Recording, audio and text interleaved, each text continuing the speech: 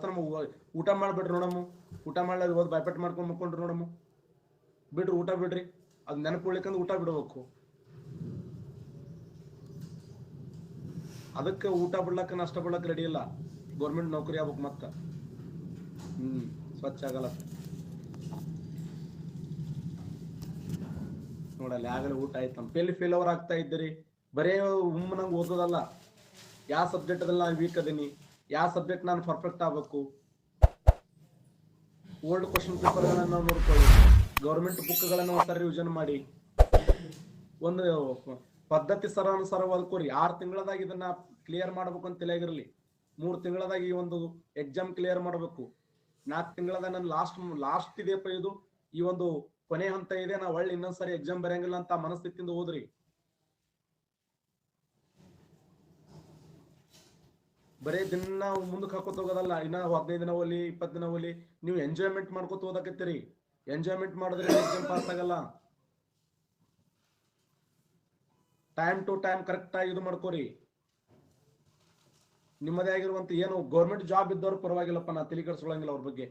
Government job ಇದ್ದಾರೆ ಏನೂ ಇಲ್ಲಾರ್ದು ಸುಮ್ಮನೆ ಇವು ಚಂದ ಟೈಮ್ ವೇಸ್ಟ್ ಮಾಡ್ಕೋತ.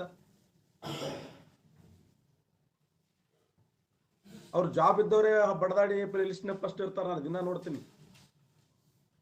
ಇವ್ರು ಉಳಿದವ್ರು ಓದಂಗೆ ಇಲ್ಲಲ್ಲ, ಬರೀ ಎಂಜಾಯ್ಮೆಂಟ್ ಮಾಡೋದು.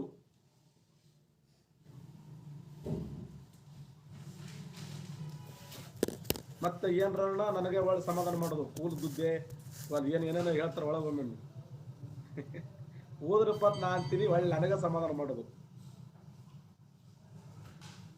ನೀವು ಅನ್ಬೇಕು, ನಾನು ಇಷ್ಟು ಮಂದಿ ಒಂದ್ ಕಡೆ ಕುಂದರ್ಸಿ, ನಾನು ಒಂದ್ ಕಡೆ ಕುಂದಿರ್ತೀನಿ, ಎಷ್ಟು ಮಂದಿ ಸೋಲಿಸ್ತೀನಿ ಅನ್ಬೇಕು. ನೀವು ನಾನು ಕ್ವಶನ್ ಕೇಳ್ರೆ ನಾ ಎಲ್ಲರೂ ಎಷ್ಟು ಮಂದಿ ಸೋಲಿಸ್ಬಿಡ್ತೀನಿ ಅನ್ಬೇಕು.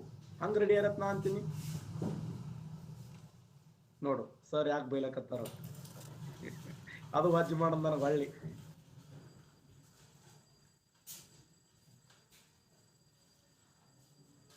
ನಮ್ ಸನ್ನೆದ ಬರ್ಲಕ್ ಹೋಗ್ಬಿಡ್ರಿ, ನೀವು ಮಾತಾಡ್ಸ್ಲಕ್ ಹೋಗ್ಬಿಡ್ರಿ. ನಮ್ಮನ್ನ ಒಂದು ಸರಿ ಒಂದು ಜಾಬ್ ಲಿಸ್ಟ್ ಹೆಸರು ಕೂತೇಳಿ, ನಾ ಏನೇನೇನು ನಿಮ್ಗೆ ಒಂದು ಮಾತು ಸರಕ್ ಕುಂದ್ರಪ್ಪ ಅಂದ್ರೆ ಹೇಳ್ರಿ. ನನಗೆ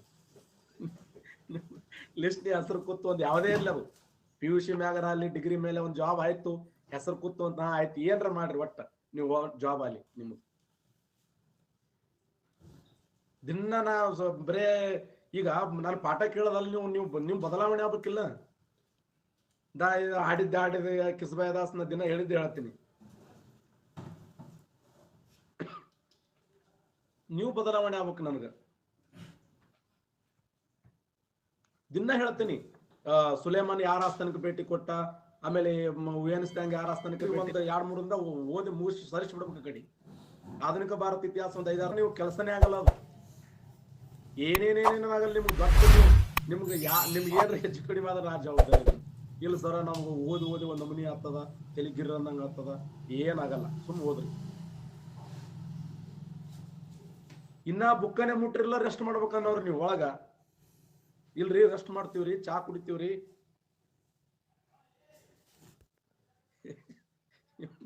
ಇವತ್ತು ಏನಾಗ್ಯದ ಸರ್, ಇವತ್ತು ನಿಮ್ಮ ಮಾಯಿ ನಾ ಏನು ಹೇಳ್ಬಾರ್ದು ನೋಡು, ಸಣ್ಣಗೆ ಹೇಳೋರೆ ಹಿಂಗ್ ಬಡ್ಕೊಂಡು ಹಚ್ಕೊಂಡು ಎದಿ ಓಡೋದು ಹೇಳಂಗಿಲ್ಲ ಅವರು.